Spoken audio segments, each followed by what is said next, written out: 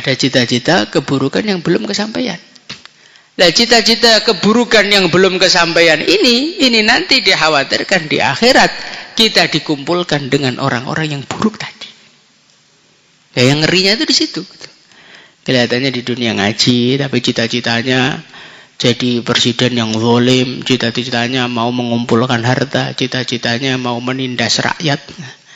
Nanti sampai akhirat kumpulnya bukan dengan orang ngaji, kumpulnya dengan manusia-manusia yang dulu dia cita-citakan. Maka dari itu kita harus kondisikan niat kita. Insyaallah ya. Al-Imam Al-Ghazali rahimahullahu ta'ala di dalam kitab Ihya, beliau menjelaskan bahwasannya niat itu tidak bisa dibuat-buat. Maksudnya bagaimana? Niat seorang manusia itu mengikut keyakinannya. Mengikut apa? Keyakinannya dan pemahamannya. Selagi orang itu pemahaman dan keyakinannya belum lurus, dia tidak akan pernah bisa niat yang lurus. Contoh, kita ini belum punya keyakinan yang sebenar-benarnya dari lubuk hati paling dalam, yang kuasa hanya Allah, yang hebat hanya Allah, yang menggerakkan hanya Allah, yang menghancurkan hanya Allah, yang menolong hanya Allah. Ketika keyakinan itu belum betul-betul menancap di dalam hati, maka kita nggak akan bisa amal 100% karena Allah. Mesti ada manusianya.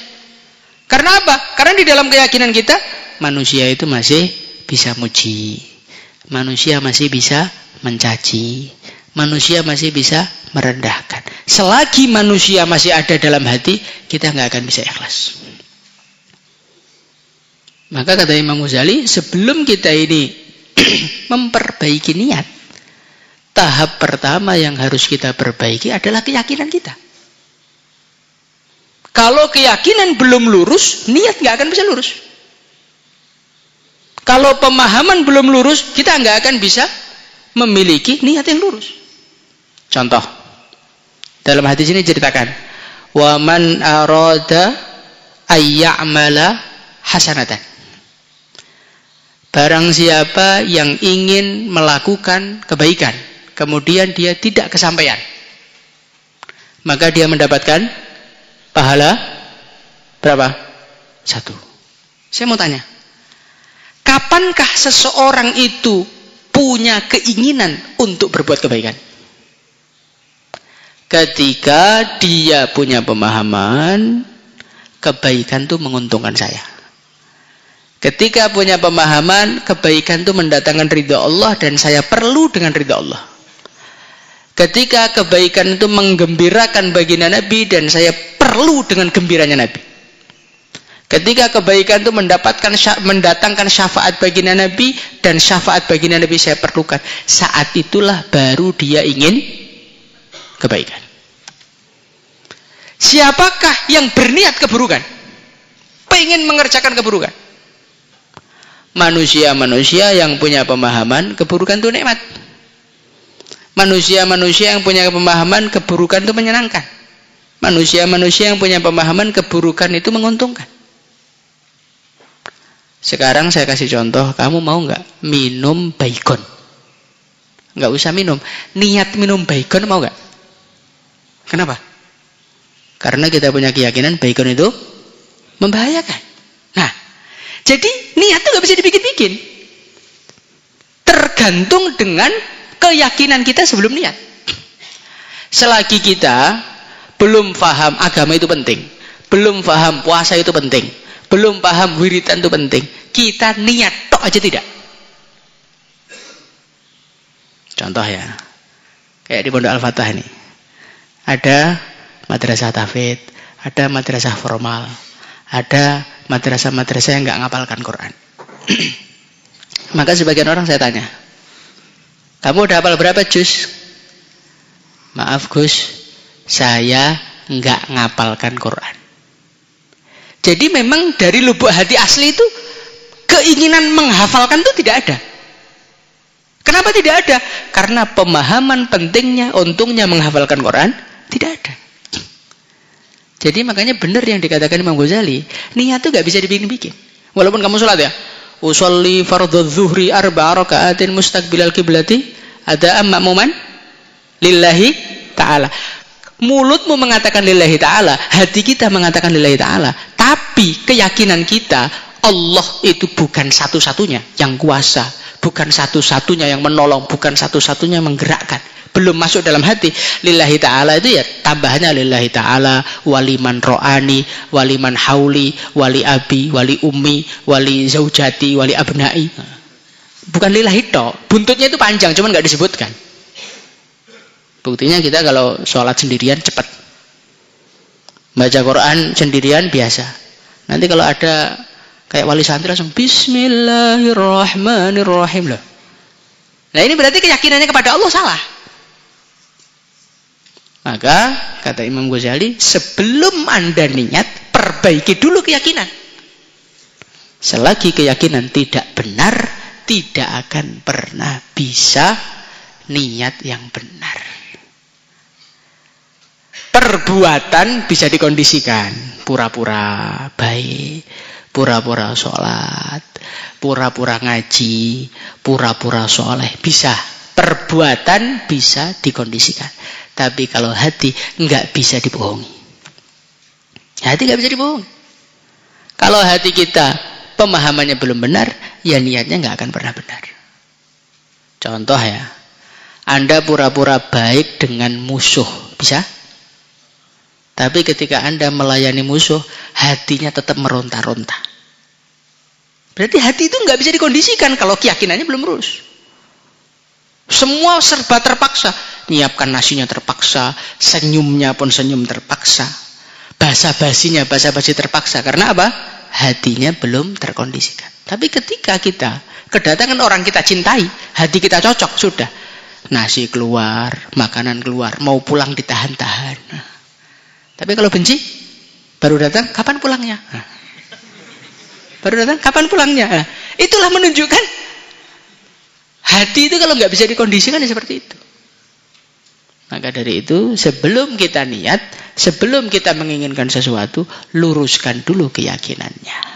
Insya Allah, kalau pengen ikhlas karena Allah, ya keluarkan seluruh makhluk dari hati kita, baru kita bisa niat karena Allah. Wa man amila hasanatan, barang siapa yang berbuat kebaikan, juzia 10, maka dia dibalas 10 kali lipat.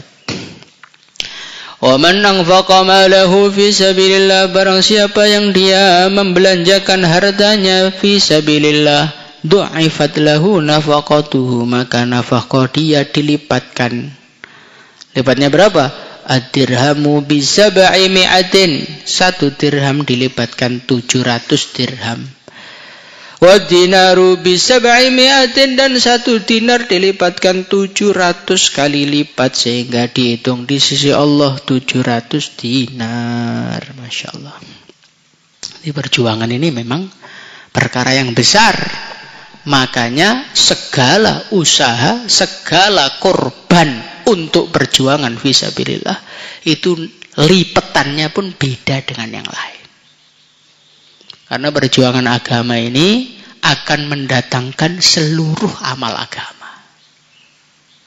Orang itu bisa sholat, orang itu bisa puasa, orang itu bisa ngaji, bisa bangun pesantren, bisa Islam. Gara-gara apa? Gara-gara ada manusia-manusia yang fisabilillah. Kalau nggak ada manusia-manusia yang fisabilillah, semua itu nggak ada. Maka ada orang mengatakan asbab hidayah itu bukan dalam dakwah aja. Asbab hidayah itu dalam Quran ada. Asbab hidayah itu di dalam ngaji juga ada. Yang menjadikan kebaikan itu banyak, bukan perjuangan tok. Betul. Tetapi semua itu jadi asbab kebaikan setelah adanya perjuangan. Nah, coba pikir, kalau para sahabat itu ngopi aja di Madinah sana, kira-kira kita itu jadi orang Islam apa enggak? Kira-kira kita ini bisa menjadi orang-orang yang sekarang ngaji hadis apa enggak? Enggak. Maka perjuangan itu penting. Perjuangan itu penting. Jangan diremehkan. Insyaallah ya. Dan perjuangan agama itu kalau dihentikan efeknya tidak langsung terasa. Ini yang bahaya nih. Perjuangan itu kalau dihentikan seperti daun yang diputus dari pohonnya. Daun hijau yang diputus dari pohonnya langsung kuning apa tidak? Langsung kuning enggak? Enggak, tetap masih hijau. Begitu juga ketika perjuangan itu dihentikan. Kamu udah nggak pernah hurut, nggak pernah keluar, nggak pernah naskil, nggak pernah ngajak orang sholat. Orang sholat hilang? Enggak. Masih ada orang sholat. Masih ada orang ngaji. Masih ada orang zikir. Tapi nanti lama-lama nggak terasa, pelan. Yang zikir tambah sedikit, yang ngaji tambah sedikit, yang sholat tambah sedikit, yang wiridan tambah sedikit, yang doa tambah sedikit. Ya sudah seperti itu. Karena manusia itu innama sumiyal insanu insanan likathrotin nisyan. Manusia itu dikatakan manusia karena gampang lupa. Nah kalau tidak ada suasana saling ajak mengajak, suasana perjuangan, suasana memikirkan agama, ya tidak akan ingat terus, lama-lama lupa. Nah, kita ini sholat 5 waktu itu loh, diingatkan terus. Hayya 'alas sholat, hayya 'alas sholat. Pak, ngapain pakai azan? Kan kita sudah hafal jadwalnya. Gua azan lu gak toko masjid. Pakai azan aja kita gak sampai masjid loh, apalagi gak ada azan. Ya itulah karakter manusia.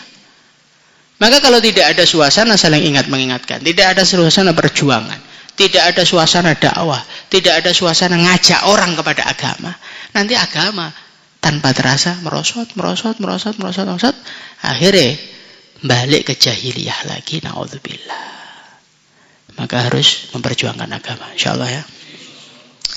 Wasiyamu dan puasa lillahi bagi Allah Azza wa Jalla, ya'lamu thawaba amilihi, tidak ada yang tahu pahala orang yang melakukan puasa illallah Azza wa Jalla, kecuali Allah. Masya Allah. Jadi puasa ini perkara yang besar, perkara yang pahalanya yang tahu hanya Allah saja.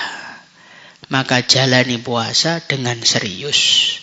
Jangan sekedar menahan lapar, tapi bagaimana kita tahan semua perkara yang tidak disukai Allah dari diri kita selama puasa ini. Insyaallah ya. Astagfirullah.